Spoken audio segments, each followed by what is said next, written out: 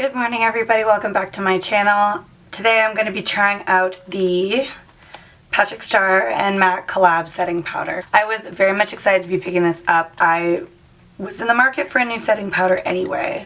MAC prices are on average a bit better than Sephora prices, and this is huge. It comes with 30 grams of product, which is 1 gram more than the Laura Mercier translucent setting powder, which is 3 times as much in the Cover Effects.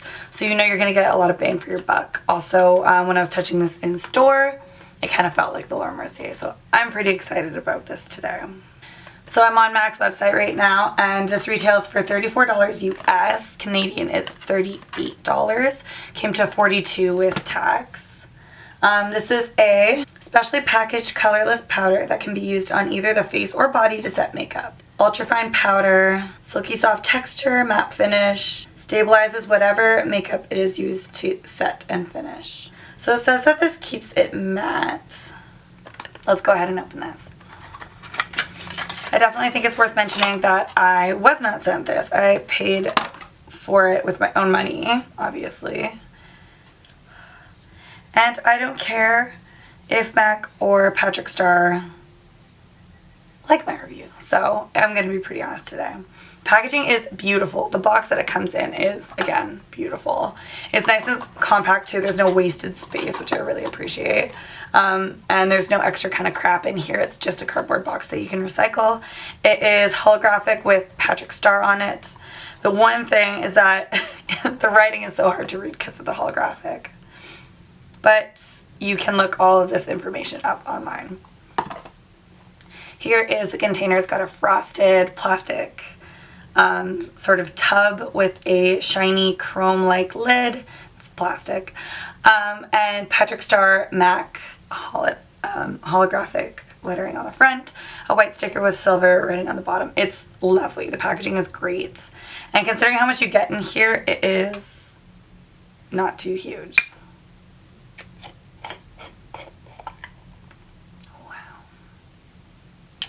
Alright, it comes sealed like that, which is great. Oh wow, so the sifter doesn't actually let too much come out, which I imagine could be annoying in some cases, but also good in others. If it spills over, it's not going to get everywhere in your makeup bag or whatever. The color of the powder is like this super pale, peachy kind of color. It looks like it's going to be pretty brightening.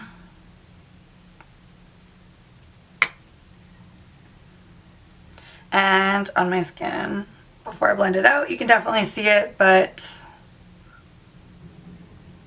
blends out nicely. It looks extremely matte. It doesn't look like it has any reflection to it at all, which is what it said it was going to be like online.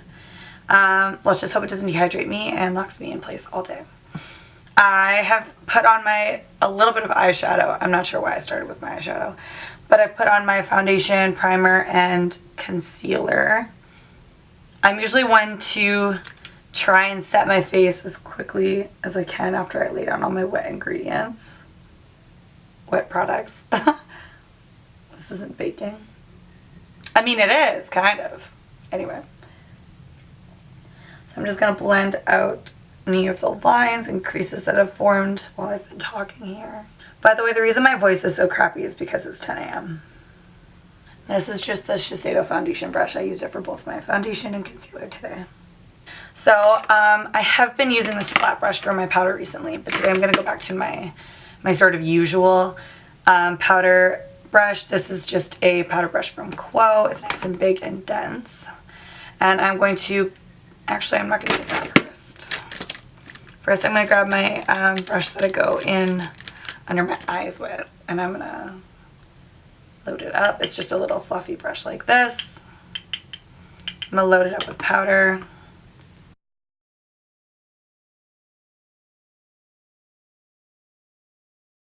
Now I didn't prime my face today with Microland primer because it kind of made my foundation stay extra matte for the day, so I didn't want to think the powder was working better than it was because of that. So I used a foundation primer that I'm more used to. It lets me get a little bit oily, but it still keeps my foundation looking really nice throughout the day. And then we'll get a better idea if the powder controls oil more or less.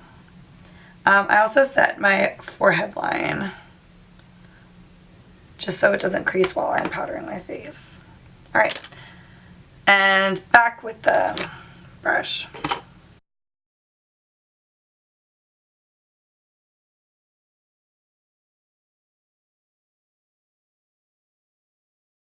So now, contrary to the joke I made earlier, I don't actually like to bake my face. I don't, I have oily skin, but very oily skin, but it's because it's dehydrated, and overpowdering does nothing for my face except for make my skin look a little bit cakey, and that's just not what I'm about.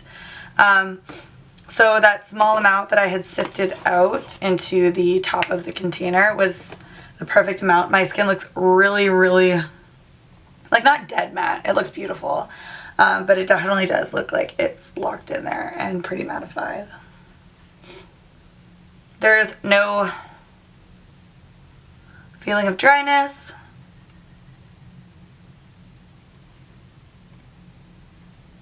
It looks pretty good under my eyes.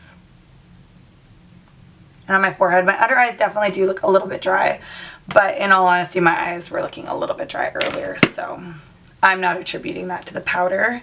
I'm going to finish applying my makeup, and I will come back to you with my look already on so I can tell you how things applied and how they worked for me. Alright, see you soon.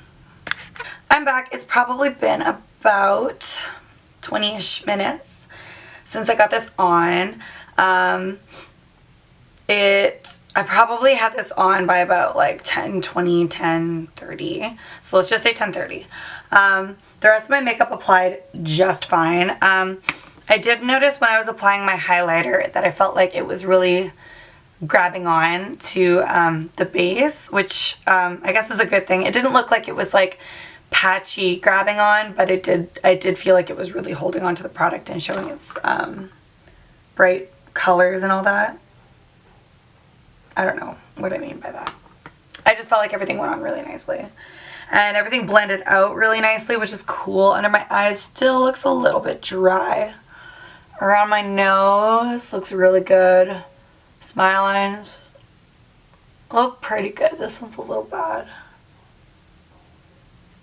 but now it's gone. Forehead, good. Yeah, so far this is looking good. It feels really, really soft, and it really feels like my makeup is like set in there. I'm not going to be using a setting spray today because that is just one too many factors. I want to see how this like performs on its own, and then, you know, if I need more, you can always add setting sprays later. But yeah, I'm feeling good about all of this. I will be working for a little while today. It's not a super long shift. I've got a bunch of errands I need to be running after work and blah, blah, blah, blah, blah, blah, blah. So I will definitely be checking in with you guys after work, after errands, and before I take this off. However those organize themselves. So yes, I will see you soon. Hey there, welcome back. It is 7:41. And I've had this on since 10:30, so we are 3 hours shy of 12 hours, meaning it's been 9 hours. So let's get into this. First of all, I definitely don't look matte still. That is for sure. My forehead and chin is oily. My pores don't look great. Like, you can see my pores on my chin are visible. Around my nose does not look great.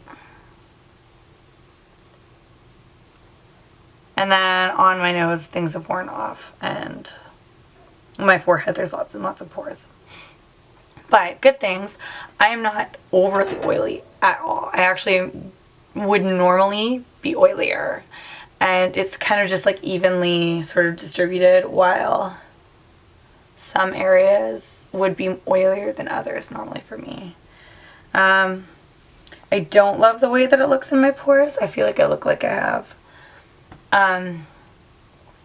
like I feel like it locked my foundation in place really nicely, but, and it's not settling in any lines. It's not, as Chris would call it, clumpy. But even though it is evenly over my face, it does kind of accentuate pores and stuff. Yeah, it's pretty good. It looks really nice when you first apply it. There's a couple areas that I didn't love the way it looked, and that was just here. I didn't love my forehead. You know what? It's funny. I really didn't love the way that it looked on... I really don't love the way that it looks on my forehead now. And I think it looks really fine on my chin and nose area, but when I first applied it, it was the opposite. I liked it the best on my forehead and the least sort of here. Under my eyes, it looks a little bit on the dry side. Like, I feel like I need something a little bit more hydrating under my eyes because this powder doesn't give any hydration. Like, it doesn't hide any dehydration, so yeah. But as far as like overall look, especially from like, you know, normal person distance, this looks pretty good. It's just when you get like super up close, you start to notice the flaws and stuff like that. And I forgot that I was going to do a flash photo, so let's do that now.